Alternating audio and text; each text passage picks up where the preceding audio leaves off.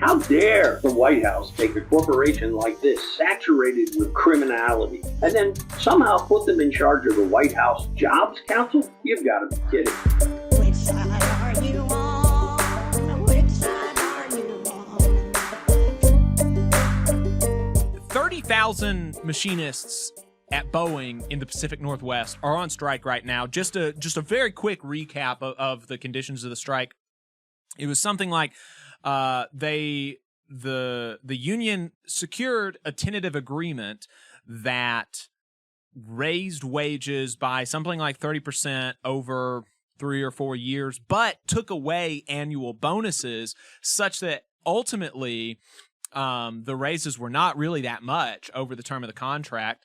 Also did not address some longstanding issues, did not reintroduce the pension, which is something that a lot of the workers have been asking for. And so it was, there were a lot of other issues, but super high level. The big ticket was supposedly the wage increases, and that ultimately did not amount to much. Like ultimately, once you realized the fact that they took away the bonuses with it, the raises were something like 6 to 18% maybe over 3 or 4 years, not adjusted for inflation. So ultimately, when you adjust for inflation, it's like not a raise at all. And so people were pretty pissed about it, and they voted on the tentative agreement. And the machinists, when they do their ballots on these tentative agreements, they have a kind of weird voting system. You get a ballot with 2 questions. The first question is, do you accept the contract? The second question is, if a majority of people do not accept the contract, do you vote to authorize a strike? And to strike, you have to have at least 2/3 of the membership vote to authorize the strike. Which is a lot, and really probably not a good, way to do that, because then you could have a situation where like 60% of the people vote down a contract, but then it ends up getting implemented because not enough people vote for the strike. Is not great. But nevertheless, that did not happen. That did not happen even a little bit. It was something like 94% of people voted down the contract, and then 97% of people voted to authorize a strike if a majority did not accept the contract. So they overwhelmingly voted to strike, and so they did. They struck. 30,000 of them are on strike right now, have been for about 22 days, something almost a month, getting close to a month. And since then, Boeing has increased the offer by a little bit, reinstated the bonuses, but it is still not enough. Like the negotiating committee, which recommended the initial contract that was so overwhelmingly voted down, did not even put the new offer up to a vote of the membership, because what they were hearing back was just we're going to vote this down again. Like, don't make us go through this whole rigmarole over something that we're going to vote down. And so they didn't even put it up to a vote. Still negotiating. Federal Mediation and Conciliation Services, FMCS, has been engaged. They're in mediation right now, and negotiations have been ongoing. The union is putting out updates every day. And so that's really where we're at right now with the strike. Not a whole lot of updates since then, since Boeing pulled their support, or since Boeing pulled their stunt about the new contract offer. They didn't put the new contract offer after the one that was voted down. They didn't put it through the negotiating committee. They put it out in the press. And so that actually, in addition to the offer itself not being like materially enough, the perceived slight of the collective bargaining procedures also really inflamed the union and the members and everything like that.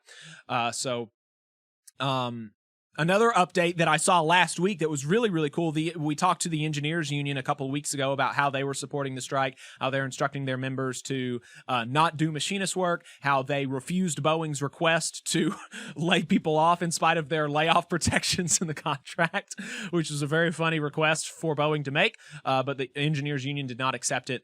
And so they're still working, which is actually putting giving additional leverage to the machinists as they go on strike, because it's putting an increased financial burden on the company.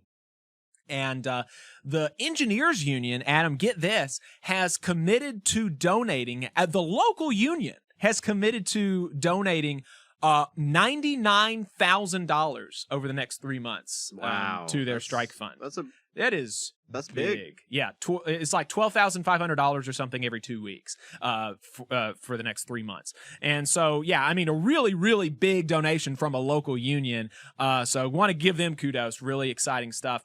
But so that's really all the updates there are for the strike. Not much to say on it.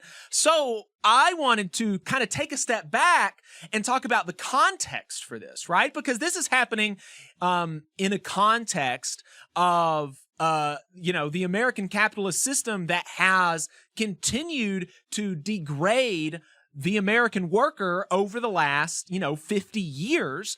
And a lot of it can be traced back to Reagan and Jack Welch. Jack Welch was the CEO of GE that really started this, because before Jack Welch at GE, there was some amount of cooperation between labor and management as far as, like I told the communications person of the engineers union, it's not like corporations have ever actually cared about their workers, but they felt like the way that they could make the way that they could best perform as a company would be to kind of placate their employees, to kind of give them relatively, okay wages, to give them benefits, give them a pension, things like this. If you do that, the workers will reward you and have high productivity and things like that. And Jack Welch totally turned that on its head.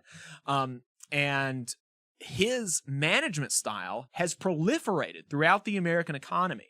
And one of Jack Welch's proteges led Boeing. And it is that management style that has completely destroyed the company of Boeing from a company that pilots said, if it ain't Boeing, I ain't going, to now basically everybody being scared to ride in a Boeing airplane because of all of the manufacturing issues, because of the low quality of the aircraft that they're putting out. So it's really destroyed the public reputation of this company alongside the working conditions of the people there. So I wanted to give you this background, and we're going to dive deep into this with Chris Townsend. Chris Townsend is a retired organizing director from the Amalgamated Transit Union, but more relevantly, he worked for UE for 25 years. For all of that time, he was heavily involved with the UE's, the United Electrical Workers, General Electric, GE's bargaining strategy and organizing.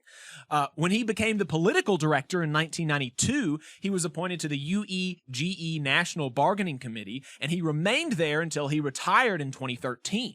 He participated in 7 rounds of bargaining with this company that Jack Welch led, and was part of leading the 11 union coalition of coordinated bargaining between, all of the unions that represented workers at GE and GE. He was actually in charge of the bargaining for the last 6 years that he was there.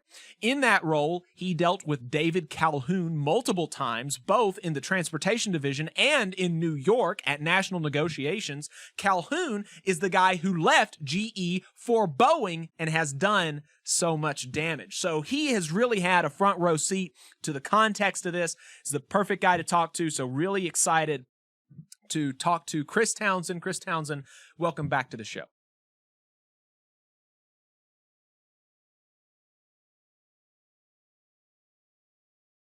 Boy, you think I would understand how to work these things after all this. Thanks, Jacob, and thanks, Adam. My favorite labor show, Valley Labor Show Report. I appreciate it. The vote of confidence from you really does mean a lot, especially with your extensive, experience in the labor movement. Really appreciate the work that you've done to support us and to support, generally the working class. And so, about this Jack Welch and what's going on here at Boeing, I guess to set the scene, to go even further back before Jack Welch, can you talk to us about GE before Jack Welch? Yeah, GE, General Electric, or as we would derisively refer to them, Generous Electric, which is what they would have you believe. I dealt with the company for 25 years. UE was the first union to have any success organizing GE starting in the 30s. And all the way up until a few years ago when the last fragment was sold off. UE dealt with, or the last fragment representing UE members was sold off. So GE is certainly a company that is studied for many different reasons. I would say that our labor movement has not taken nearly enough time to consider the legacy of General Electric. General Electric was a historically anti-union through and through corporation. It was the early electrical equipment combine, started in part in upstate New York and Schenectady, New York, with Thomas Edison, going back all the way to the real beginning of mass production in that industry. And the company grew and grew and grew, and eventually was organized in the Depression. Folks who want to believe and repeat the nonsense that Joe Biden is somehow the most pro-union president in U.S. history should consider the role of President Roosevelt during that key era when the mass production unions were organized. And in the case of GE, it was a head-on collision between the legitimate new unions like UE that were emerging and old established company unions where the company had everybody right in their grip, and that had to be broken. So the company waged, it was a very ideological company. General Electric was very aware of the ideology of capitalism and profiteering and whatnot. It oozed every dealings you would have with them, you would be reminded of this. And there had been a number of sort of older standard General Electric. It was a large enough company that it had its own internal culture over many decades. And there was an old guy, Reggie Jones, who was sort of, he had delivered tremendous profits to the investors. After all, that was his main job. But he did not seek the limelight, did not get up in the morning with any additional pep in his step. And he developed the young Jack Welch to come in and take over, I believe it was 1981. And whatever one would think or say about Jack Welch, he came with a buzzsaw from day one. He saw the company as something that he could disassemble, break up, squeeze and wring out, and then transition to his vision for what the company would be. And what happened in those years, he got the nickname Neutron Jack. Anybody that ever dealt with GE would remember this. Why did he get the nickname Neutron Jack? This was because Ronald Reagan, and let's remember Ronald Reagan had been an employee of General Electric in the publicity department in the 50s and 60s. They were in large measure responsible for creating Ronald Reagan. Let's not forget that.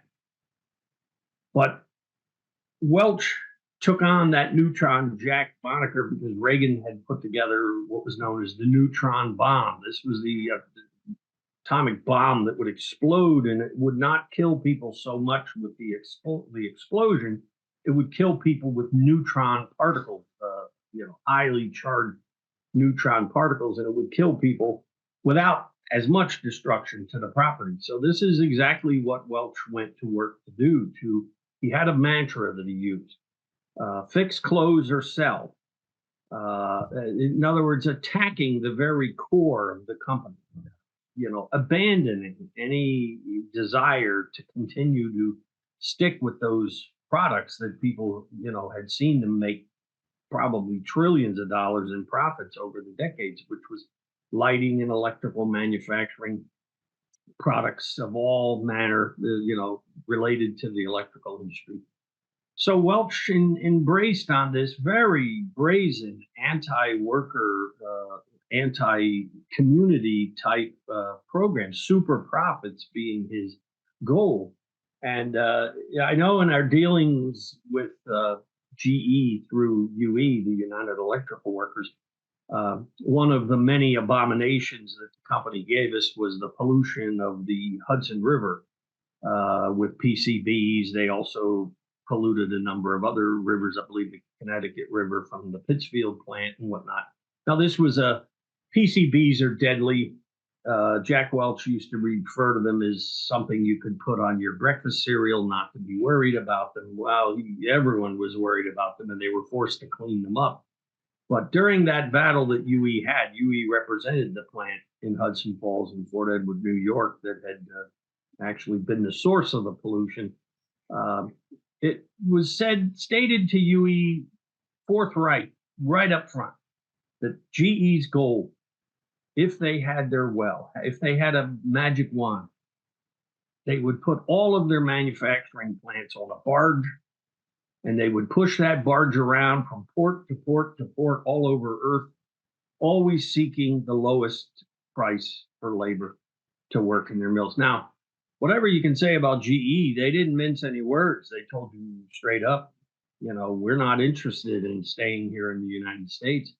And Jack Welch, under his reign, which lasted up until I think around 2000, 2001, he followed through on his beliefs, which was he closed hundreds of plants in the United States. More than 100,000 workers were let go.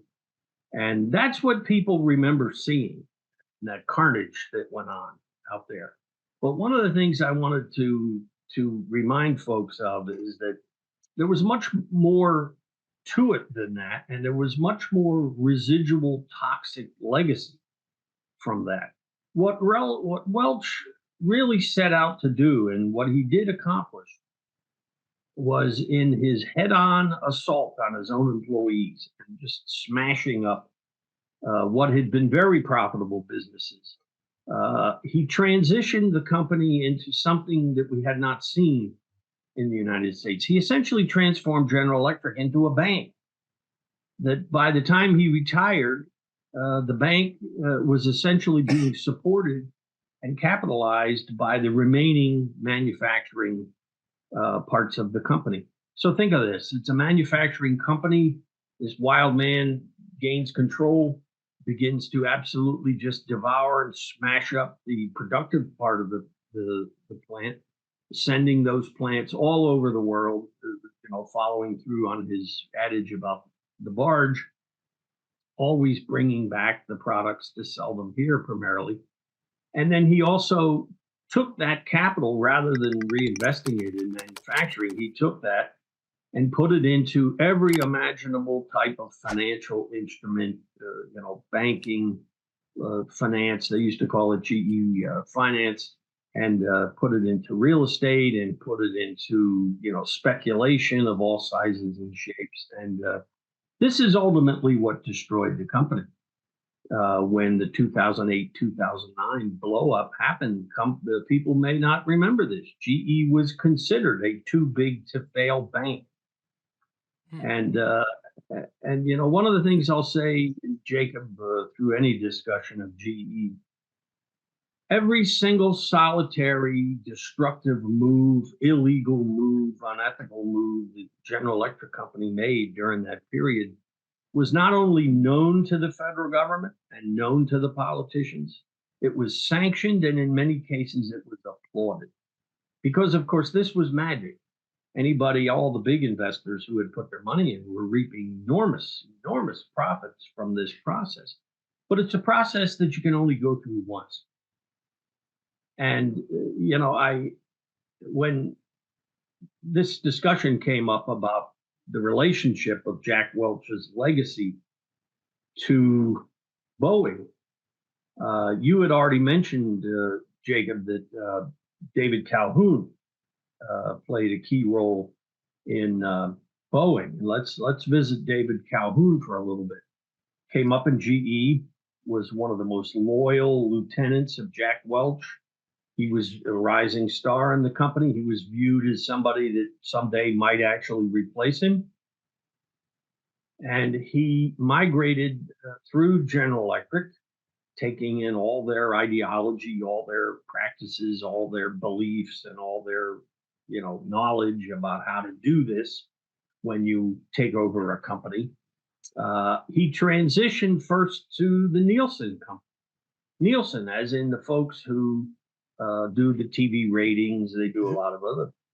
And that's because GE had gotten into broadcasting through RCA's acquisition and NBC and whatnot. So anyway, Calhoun went off in that direction, but he quickly, that period of his career overlapped with his joining the Blackstone Group, the private equity group.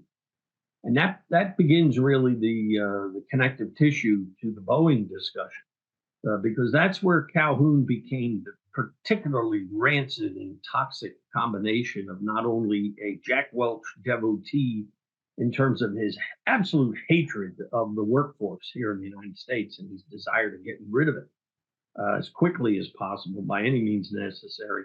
And then at the same time, massaged the company into some sort of a financial instrument. GE went down the road of a bank.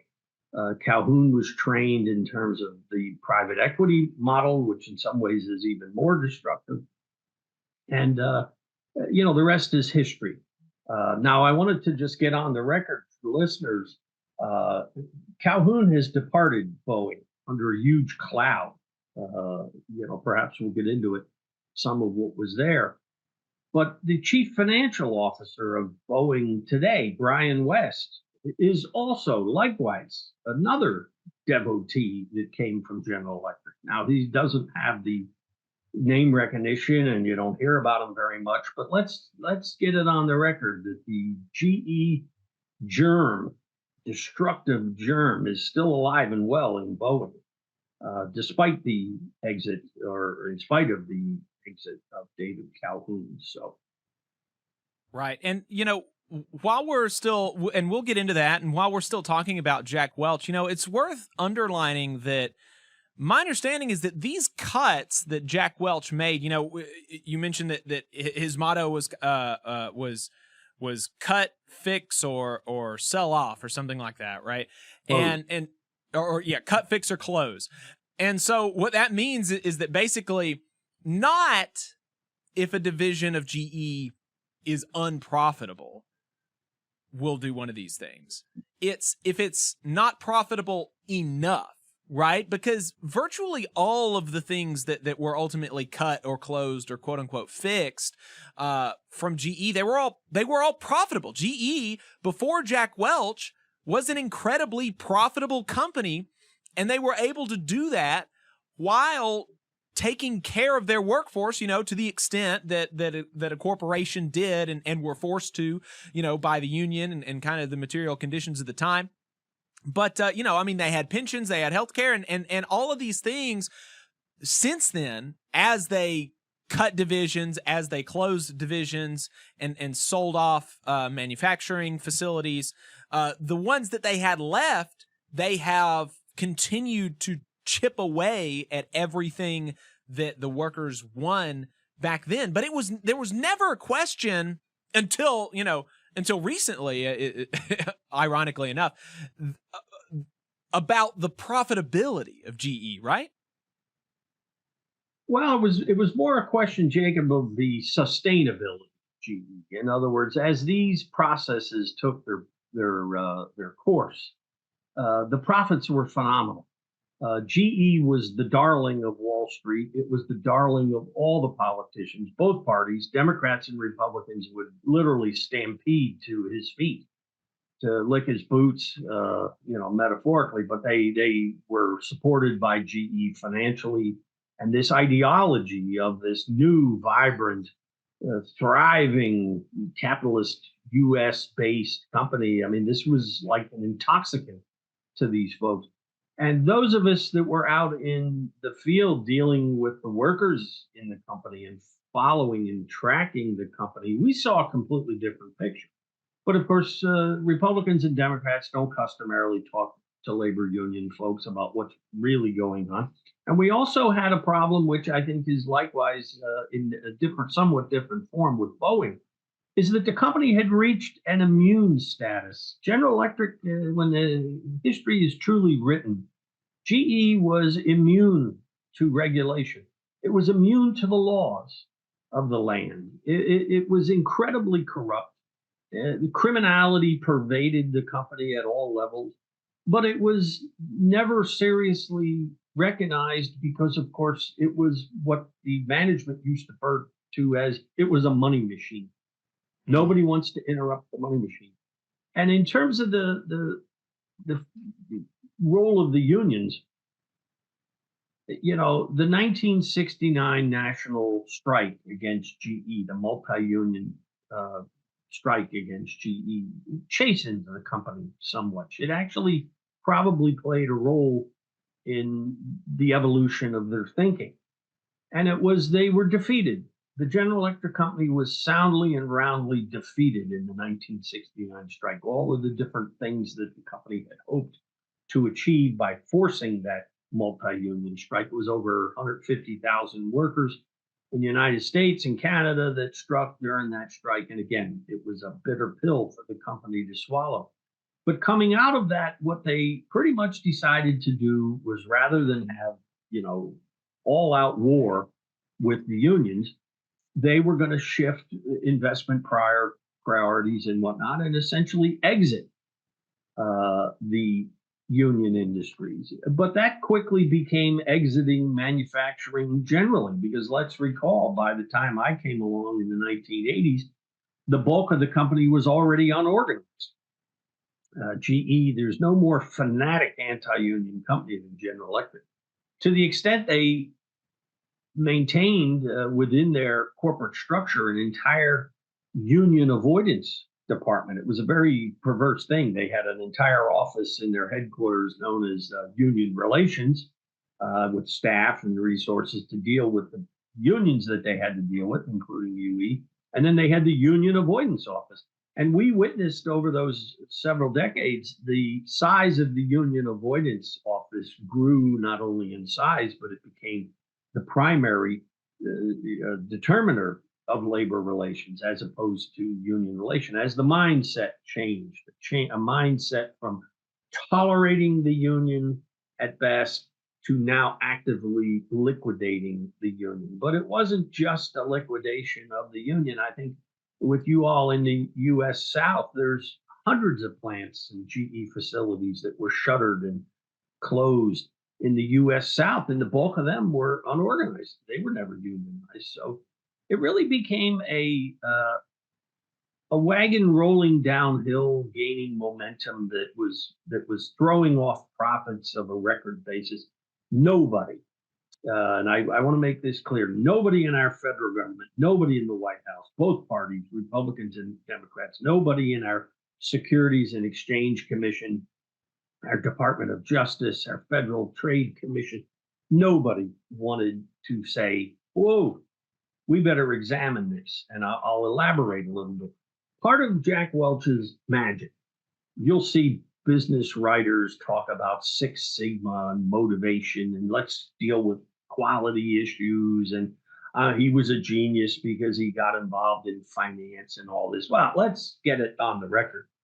The basic success of GE was forged out of their desire to, first of all, be a monopoly player, the dominant monopoly-sized player in any industry that they were in. They didn't like competition.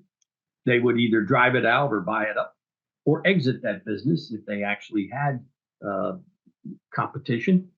They engaged may even do this today. I don't know. I don't follow the company, that closely today, but Jack Welch was known for what was referred to as managing earnings. What is managing earnings? Well, for listeners, it's called cooking the books. It's called determining in advance what your profit figures and your balance sheet is going to be, and then massaging and managing the numbers to reach that. The company was engaged in unbelievable antitrust collusion, which we were aware of in UE and different business groups. They were a criminal recidivist in that regard. In the 1960s, they were prosecuted successfully in what was known as the electrical equipment cases for rigging the prices with their competition of all the electrical gear that power plants and power companies purchased. So the company really had a reputation, if you really were honest about it, was sordid. But yet there was this blinders. The folks were just mesmerized with the profitability and with the the PR that would be generated and all this. And so it was, I mentioned that because we watched the company literally being hollowed out, prepared for its ultimate collapse. But yet, rather than opposing it, other than UE, a few of the other unions, not even all of the unions, but a few of the unions and a few brave business writers and spokespersons, no one opposed this. No one even wanted to point this out. And the damage was done. And the company today is a husk of what it was. It's got, I think, about 15 or 20% the market capitalization of what it once had, and it's been broken up into three pieces. And that had to be done because the toxicity of the failed financial assets were so massive and so widespread through the company. It was at the point of Welch, it became 50% of what General Electric was doing. This was literally how they transformed themselves from a manufacturing company into a bank. But when that bank failed, it took the company down with it. And I should also point out, people ought not to remember, grab for your wallet. The taxpayers of this great country were forced during the early years of Obama to bail out the General Electric Corporation, the GE Bank, to an untold number of dollars. I believe it's in excess of $1 trillion, the recapitalization process. GE was allowed to go for more than a decade to the Federal Reserve directly and borrow money for free and use it to recapitalize. I'm unaware of any accounting for that. I wouldn't trust GE's accounting anyway. Maybe we shouldn't trust the Federal Reserve accounting. I'll also digress and say that the General Electric Company played a key role in the deformation of our accounting rules in the United States. Most folks wouldn't know this, but accounting rules in the public and private sector both are not laws. They're private regulations determined by an outfit called FASB, Financial Accounting Standards Board, and Government Accounting Standards Board. These are non-governmental pieces, but who sits on the boards of both of these things? Well, General Electric did. So it was just perverse that they were able to, in that case, massage the actual rules of accounting to suit themselves. And I think shame on the politicians. I have to get this in. People may remember President Obama, who I do not have fond memories of for many reasons. He was so enthralled, and his staff was so in love, in a sense of ecstasy almost with General Electric, that they put Jack Welch's successor, Jeff Immelt, they put him in charge of the White House Jobs Council. Wow. You want to talk about perversity. And I'm going to say this, I'm going to give the United Electrical Workers, myself and Ralph Nader, a great bit of credit here. We were the only forces that would take a public position against and confront that perversity. How dare the White House take a corporation like this, saturated with criminality, dedicated to the elimination of its jobs here in the United States, and then somehow put them in charge of the White House Jobs Council? You've got to be kidding. But this is what we face in today's political world. It would be like putting Elon Musk on a job council now. Which is what Trump would like to do. Well, and the Democrats may do it too. If he comes back and has a little love fest with the Democrats for 5 minutes, they're in love with this guy. They're the vogue of cutting jobs, making money, and looking like a rock star. It's hard for them to resist. Hey, 5 seconds, just wanted to say that this is only possible because of our donors. If you want to see more of this, then consider donating yourself at tvlr.fm/donate. Well, and so, amid all this job cutting, you mentioned that UE, kind of valiantly fought back with more or less support from some of the other unions that represented GE workers. Could you, detail some of those attempts to fight back that were, ultimately, unfortunately, unsuccessful. The UE was not able to single-handedly save GE from itself, and as you said, Right. or as you alluded to earlier, GE's a shell of its former self. We can, if you have Yeah. more details about the extent to which it's a shell, we can get into that later. But how did UE try to fight back, and to what extent was it supported or hampered by some of the other unions that represented GE? And to what extent, were there avenues available that could have been taken to that could have been taken to stop GE, or was it all kind of predestined because of kind of the broader conditions of the time? Yeah, good question, Jacob, because it relates directly to what the current battle is with Boeing. There's a lesson to be learned here, or at least to be made aware of.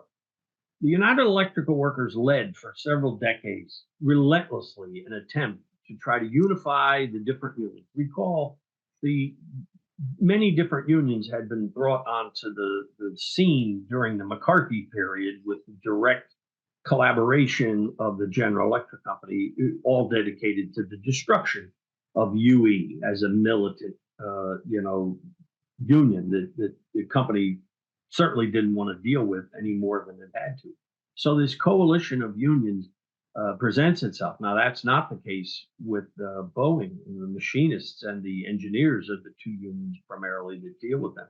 But we had to constantly try to rally these other union forces as we were almost always fighting a rear guard defensive action, layoffs, plant closings, investment shifts. And the company was also very skilled at introducing every kind of concessionary demand, every kind of speed up demand, every kind of newfangled, new wrapper around the same old thing, which was, hey, we want you to work harder for less.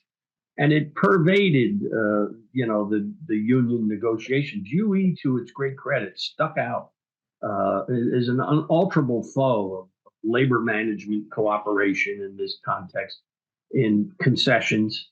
And we had one of two national contracts, for those who know the distinction between a local contract and a national contract. So we really did fight as much as we could fight, but we couldn't control the big corporate decisions. So one of the larger divisions of or larger sections of UE in the General Electric Company was the lighting industry, the light bulb industry. Well, it was eventually, systematically dismantled, allowed to wither, and then closed. And as we now know, it was in a very corrupt deal with the White House to bring in the new technology to exit incandescent bulbs and traditional fluorescent bulbs, and to move us into the CFL era, of which almost all of them are made overseas. There was actually, I found out, I was the one that dug this out, a very distinct antitrust collusion between the three lighting companies, General Electric, Osram, and the last one escapes me, Phillips, in order to manage wages and benefits of their workforces and exit that industry, and meaning exit the United States, with the complete support of the White House at that time, the Obama White House. Well, anyway, we did that. We had, tremendous frustration with this. I guess another one was, how did we deal with David Calhoun? He ran the transportation division for a brief time, a few years.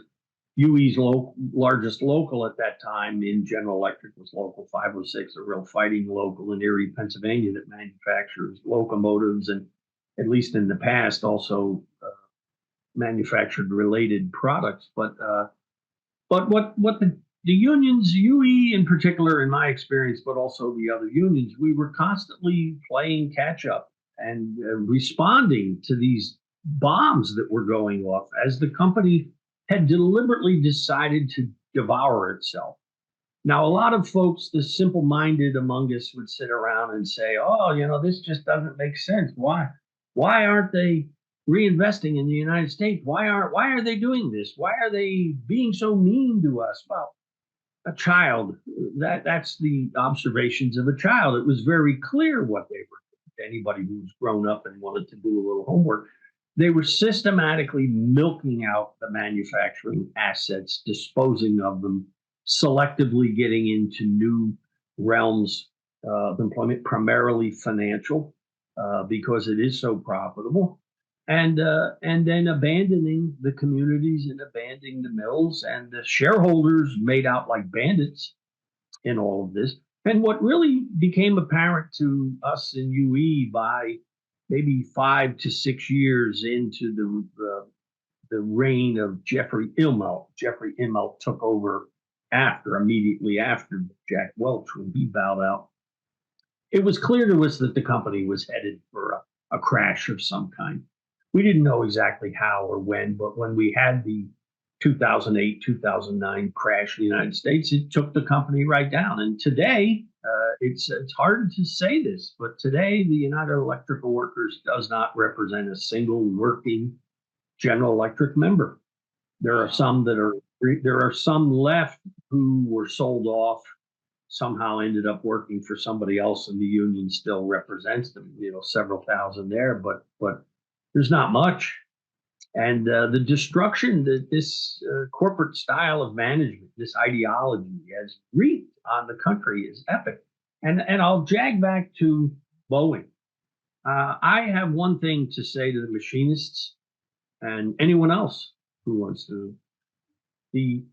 I will declare with no hesitation to say that the management ideology possessed by Boeing is determined to destroy, either deliberately or by design or by its result, the U.S. operations of Boeing.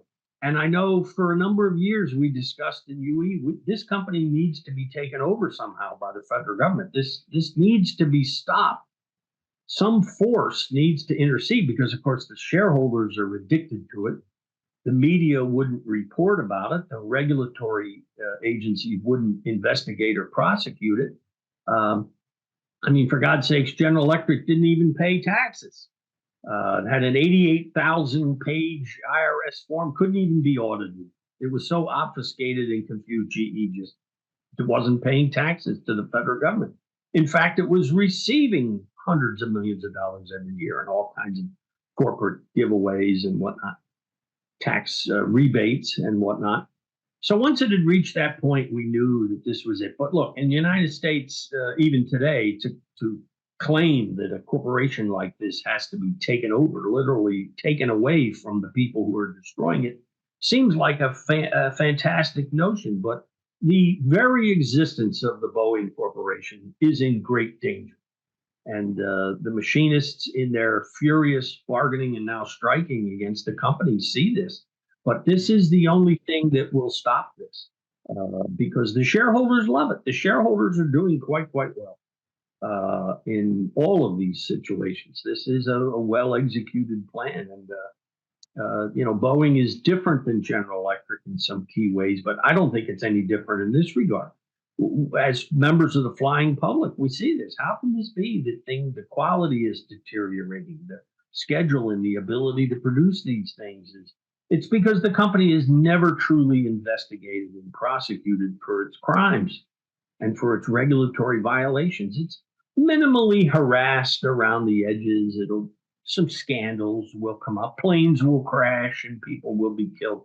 But it's all dealt with as a cost of doing business. And it is the largest export company that we have in the United States, and it's the only significant large aircraft manufacturer left in the United States. So in a monopoly condition, it has carte blanche to do what it wants, and they're doing it. And you see this through the strike. The company's quite confident. They're sitting there, take it from us. It's a very smug type of situation. So the kind of political intervention that's needed is something that exceeds the boundaries of the imagination of either political party. Let's be honest. The Republican Party in general would be in love with a Boeing, even with all of its criminality. The Democrats might be a little more confused, but their willingness to do anything is still non-existent. So this is a very dangerous moment. We've lived through this with the General Electric destruction. Now we're seeing potential version of this, not exact, but in many similarities with Boeing. And where's the Biden administration? Right. Right. Well, and you mentioned that, and I'm glad you did, about the idea of that there's going to have to be some sort of intervention if we want some sort of ultimate solution to the kind of criminality, whether it's actual legal criminality or just kind of moral criminality of the Boeing Corporation. And that's going to entail, you mentioned nationalization. Another option would be, turning ownership over to the workers in some sort of worker cooperative type of formation. But I'm totally in agreement with you that the ownership structure of these major companies do not lend themselves to being a responsible corporate actor. I mentioned that, all this talk about the longshore strike, the fact that we had a group of executives who in this maritime shipping, ocean carrier alliance, who are giving themselves billion-dollar bonuses, and to try to not give in to the demands of the ILA, which were only to get close to the compensation of the ILWU on the West Coast. If you actually look at what was being asked for and what the ILWU already has, the idea that you have a class of people that have money to burn like that and are willing to put the entire global economy at risk to not pay those workers more, that signals to me such an irresponsibility on the part of these owners, that not from, not as a socialist per se, right? Just from a stability of the capitalist system, right? If you want to save the capitalist system, you should be questioning the responsibility of these owners and questioning the idea that they should be left, these half a dozen people, in charge of such an enormously important institution to the global economy as the U.S. Maritime Alliance. And the same thing can be said with Boeing, although obviously to a smaller scale. But, the idea that you've got this small class of people that is willing to put, to some extent, the, national security, the economic security, and things like this at risk, so that they don't have to pay their workers a little bit more, so that they don't have to make sure that their workers have a good retirement. They're not responsible enough to have this much power, right? Right. Well, a couple comments on that, Jacob. The business literature in the country is business literature. It's not investigatory literature or something that's in the least bit impartial. But there's numerous books have been written about the General Electric Company and Jack Welch, and the vast majority of them are just cheerleading for his rock star status. And wow, look at the results, and boy, isn't he an interesting, new personality? Everything. And anyone that knew anything about Jack Welch, he was a dislikable ogre. It was just he even within the corporate management that I knew, there was no great personal warmth with anybody. He was just kind of an odd character in that regard. But there were two books written. One was written in 1998 by a guy, Tom Boyle. It was called At Any Cost, Jack Welcher and the Jack Welch General Electric and the Pursuit of Profit. 1998, we had a book that at least mildly dealt with some of these issues. And it was buried. It never was a bestseller. The business community wasn't interested in it. None of the investors were. But Boyle went into some of these things. Now, the flaw of his book was, and the flaw of all of them, they never talked to the union. None of the folks that write these articles and books ever pick up the phone or go visit any of the unions because it's not in their nature. Maybe they also can't get published if they actually talk to the union. But a book in 2022, all the way up to the current period, David Gellis wrote a book called The Man Who Broke Capitalism.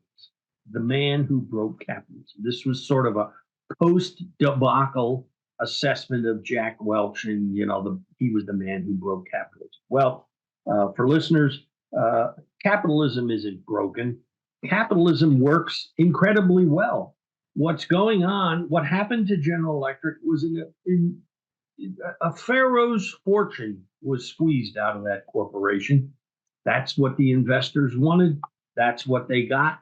They don't give a damn that the company has been destroyed and everybody who was part of it was thrown into turmoil. That's not their issue. And this is the same with Boeing. We have to, in the United States, as workers, as citizens, we have to change our thinking about the way we think about these corporations. Boeing, let's transition back to Boeing. It was run by David Calhoun, a GE devotee of Jack Welch. Brian West, the CFO. CFO is still there. This is the private equity mindset that saturates these companies, many more than just Boeing. There's a reason why our country is being systematically hollowed out. This is part of it. And so anyone somehow inclined to treat the Boeing leadership with any sense of legitimacy is incorrect, wrong, and dangerously wrong. And here comes the Machinists Union battling this in a strike scenario. As you were saying earlier, I mean, we have a wage package that's lagged dramatically. We have a pension that was lost. Well, these workers are angry. They should be angry. These workers are PO'd. This is why in almost unanimity, they have rejected a settlement with this company because there never was a single financial justification for any of the backward steps that they took. And now it's incredibly expensive to catch up. Wages that have lagged are expensive for the company to catch up. A pension that was lost is even more expensive. I seem to be amongst some of the very few that understand how pensions work. And once it's lost, it becomes exponential in its expense to revisit it. But the fact is, these workers and the International Association of Machinists are waging an absolutely valiant struggle against a company that is modeled along the lines of General Electric, the private equity model, the too big to fail model. Boeing has not chosen to go down the route of banking that General Electric did. It instead has decided to go down the route of monopoly and also military contracts. Let's get this on the record. The most super profitable contracts of all, money for nothing, practically, really. So this company is, the leadership of this corporation is maneuvering itself into the deep end. And ultimately, the workers and the communities where those workers are, the traveling public, which is most of us, and the country itself will pay a steep price for our unwillingness to examine the real intricacies and workings of this company, which I have no problem saying is saturated with unethical behavior, criminal behavior, this managing of earnings, tax evasion. I mean, these things are pervasive amongst U.S. corporations, and we just don't even, it just is remarkable to me. Maybe not, every day and week and month in the United States, we reach some new low in this regard. So it's hard to act astonished. But the seeming regulatory immunity of this company is a big piece. And the Biden administration, like the previous Trump regime, they go along with this, they get along with this, they hope it or wish it away. Then they believe what these corporate leaders tell them. And I guess in the case of this one, the only difference is compared to GE, every time any of these people get on a plane that's manufactured by Boeing, it is on their mind. So are we going to get there?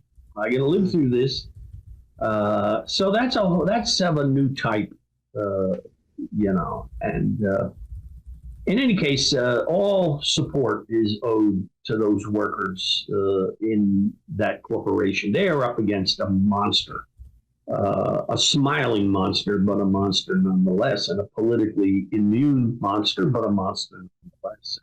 It directly comes down from the General Electric legacy, and sort of a twin toxic legacy of private equity, destroying the company in order to wring out its value. And so back on the book, The Man Who Broke Capitalism. No, this is what capitalism is about today.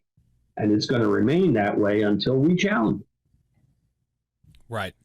Yeah, that's exactly right. As we're rounding out here, Chris, is there anything else that you think is important for people to understand about David Calhoun? Maybe you can go into, what's some of the cloud that Calhoun left Boeing under, if you could elaborate on that a little bit, or if there's anything else about the new Sure. Boeing CEO and his connections to GE that you would want to underscore, and then anything else that you would want to say about the strike before we let you go. Yeah, thanks. A couple things for listeners. The Calhoun, he's one of 1,000 who were trained at the feet of Jack Welch and then transitioned to private equity, and he is a product of that. A very dangerous individual. Based on what? Based on, in the case of Boeing, this mania to acquire. They acquired McDonnell Douglas, one of their only remaining competitors, and then they want to integrate it into the company, squeeze it up, close it down, move part of the operations to South Carolina, which made no sense. There was nothing wrong with the operations in Washington State, but it was all a money grab by this guy. So this guy is something, and I should say, all of these devotees of Jack Welch, these management devotees who have proliferated. People forget that it was a very coveted position to work for General Electric, because once you had put 4, 5, 6 years in as a GE manager someplace, you could write your own ticket anywhere. All these large companies wanted some of that magic from Jack Welch and General Electric. So it was almost a resume builder for a lot of these folks. Again, that's how David West got to, the CFO today at Boeing is one of them. Again, and let's not forget that. People think that the GE legacy was somehow cut off or reversed with the exit of Calhoun. But one of the many ways that an ordinary worker person would recognize that something is wrong here was exactly Calhoun's experience. You will see, and you'll see also in Boeing, common now in corporate America, you'll see the upper echelons of management having. These are truly, if you believe them, and I don't, these are truly Renaissance people. What do I mean by that? David Calhoun was, presumably, he ran the GE transportation division. So I guess that means I'm supposed to believe that he was an expert and an authority on railroad locomotives and the various products that they make. No, he's not. No, he never was. He ran the aircraft engine. He was a busy man. He had a second career. He then went and ran the aircraft engine, and I presume, no. You see that where I'm going with this. I mean, we're an industrial corporate hierarchy in the United States today, not dominated by anybody who is an authority about what it is the company happens to be doing, whether that be manufacturing or service. These folks are placeholders in a mining to get hold of that value that was built up over decades, and then fly off with it or deliver it to the folks who sponsored it.